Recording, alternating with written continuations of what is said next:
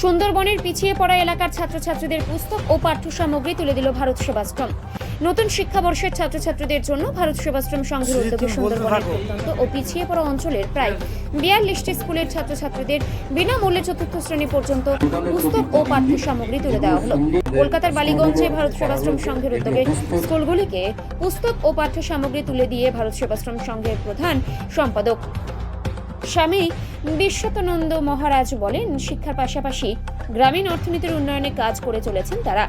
আরও উন্নতর পরিষেবা অর্থাৎ বিজ্ঞানসম্মতভাবে প্রাণী সম্পদ বিকাশ সহ নানান কাজে সচেষ্ট রয়েছে ভারত সেবাশ্রম সংঘ। তাদের স্বনির্ভর করে তুলতে মৎস্য পালন সহ নানান বিষয়ে প্রশিক্ষণ দেওয়া, বিনামূল্যে চিকিৎসার ব্যবস্থা করা হয়েছে। এই আর টিভি পুরো ঢুকে যায় মুখে। মহারাজ, আজকে যে বই ডিস্ট্রিবিউট করা হয়েছে কাদেরকে আর কেন দেওয়া হচ্ছে? অত্যন্ত গরিব, আপনারা ভাবতে পারছেন না। সুন্দরবন যেখানে কে বলে ডাঙায় বাঘ, জলে কুমির, এসব জায়গায় দুর্গমতম জায়গাতে রয়েছে। সেই সুন্দরবনের শিক্ষার অবস্থাকে একটু উন্নত করার জন্য আমরা চেষ্টা করছি যতটা পারি আমার সামর্থ্য দিয়ে, এবং আমাদের পাশে জয় ফাউন্ডেশন এসে তার সাহায্য করতে দাঁড়িয়েছেন। আমরা আজকে প্রায় 10 লক্ষ টাকার বই এই গরিব ছাত্রদের দিলাম, বই এবং খাতা মিলিয়ে পড়াশোনাকে উৎসাহ দেওয়ার জন্য।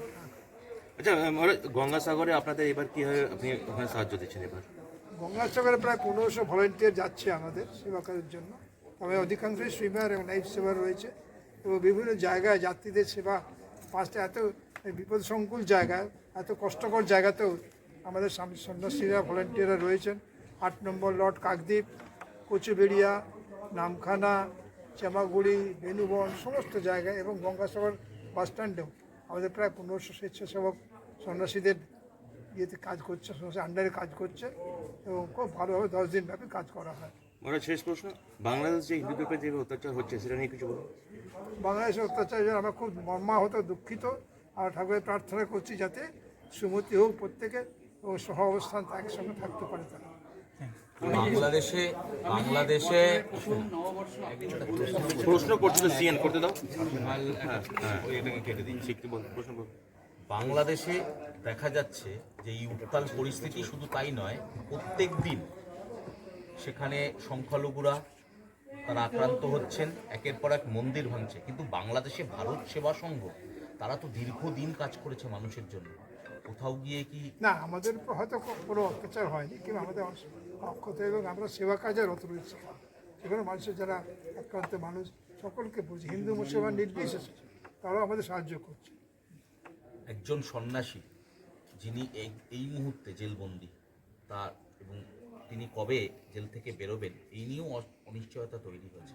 আদেও কি মানে সরকারের এগিয়ে আসা উচিত, নাকি যেটা বারংবার উঠছে যে সরকারের সদিচ্ছার অভাবেই এই গোটা পরিস্থিতি তৈরি হয়েছে?